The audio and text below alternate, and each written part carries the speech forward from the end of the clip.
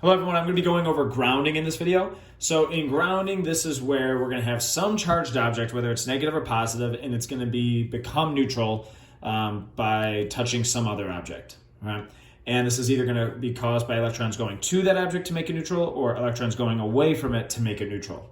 Now in grounding, you'll always have some object that's fairly small where we could actually draw the amount of atoms, and one object that is just way bigger compared to that other object. And so we could say that it's like it has an infinite amount of electrons, okay?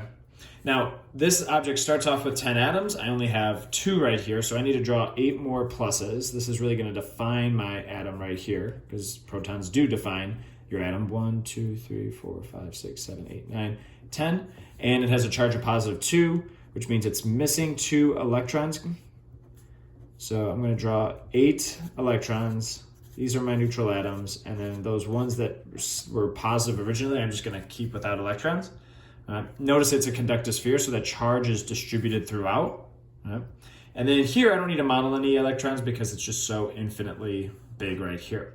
So then the person's going to try to touch this conductive sphere, whether it's a doorknob or Van de Graaff generator, and the question is, which way are electrons going to move? And remember, electrons always want to move away from other electrons, right? Or you could just look at it from the other side of the coin, or they want to move towards exposed protons, right? So here we have this object that's more positive.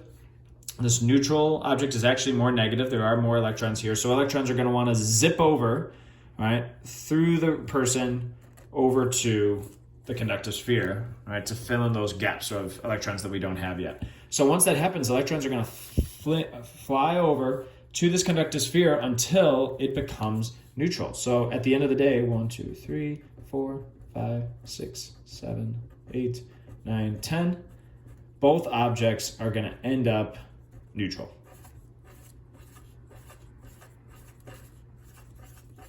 All right. And if that's the case, well, yeah, resulting charges, both objects are going to end up neutral.